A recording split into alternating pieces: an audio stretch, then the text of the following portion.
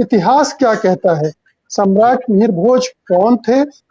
वो किस जाति के थे? सबसे पहले वो कौन थे? उनके राजपाट का शासनकाल कौन सा था? और जी वो राजपूतों से संबद्ध थे या नहीं? जी, देखिए कि ये मिहिर भोज जो राजा थे काफ़ी प्रसिद्ध थे और उनकी कुछ खासियत भी थी। ये 9वीं शताब्दी के राजा थे जो उत्तर भारत में उनकी उज्जैन, कन्नौज इन जगहों पर उन्होंने राज किया और अपने राज के साथ-साथ उन्होंने अपने राज्य का विस्तार भी किया।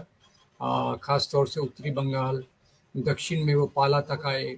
अब इनकी वास्तविक जाति क्या है, उनके नाम के सामने इतिहास के कई किताबों में गुर्जर नाम आता है। गुर्जर नाम आता है और वो खुद भी अपने आप को आदिवरा के नाम से पहचानने की ये करते थे।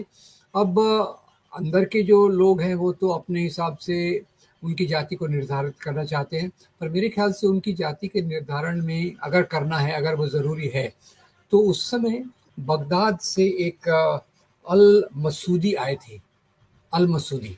क्योंकि जो ट्रैवलर्स आते हैं उनके जी। अकाउंट में उनके वर्णनों में वास्तविकता आती है और वो ज़्यादा ऑथेंटिक भी रहते हैं।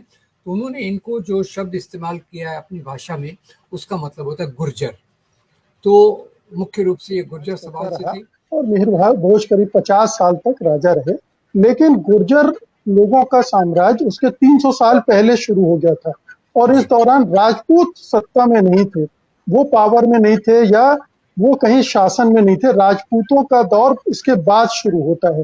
तो क्या ये कालखंड के हिसाब से अगर इसको जांचा परखा जाए तो इसे किस तरह से रखा जाए कि राजपूत बाद में आए या तो ये दो कालखंड का के बारे में कुछ आप बता सके तो अच्छा होगा। जी, इसमें मैं इतना ही बता सकता हूँ कि जैसे ये गुर्जर कि एक तो क्षत्रियों में भी बहुत सारी उपजातियाँ हैं। तो जैसे आपने उनके नाम गिनाए, खास तौर से मैं गुर्जर और राजपूत का नाम यहाँ रखूंगा क्योंकि अभी का विवाद उसी में है। वैसे क्षत्रियों में भी बहुत उपजातियाँ हैं, अपने यहाँ ब्राह्मणों में भी बहुत सारे अलग अलग उपजातियाँ हैं, तो वो एक सवाल है। और जहाँ तक गुर्जरों का शासन, जैसे आप बता रहे हैं सही तरीके से, वो पिछले 3 साल से था। और राजपूतों के शासन के बारे में इसमें बाद में सुनाई देता है और ख़ास तौर से राजपूतों का जो शासन भी दिखाई देता है, वो राजस्थान में उसकी ज़्यादा चर्चा होती है और कई बार मुगलों के कोलैबोरेशन में भी उनकी ज़्यादा चर्चा होती है।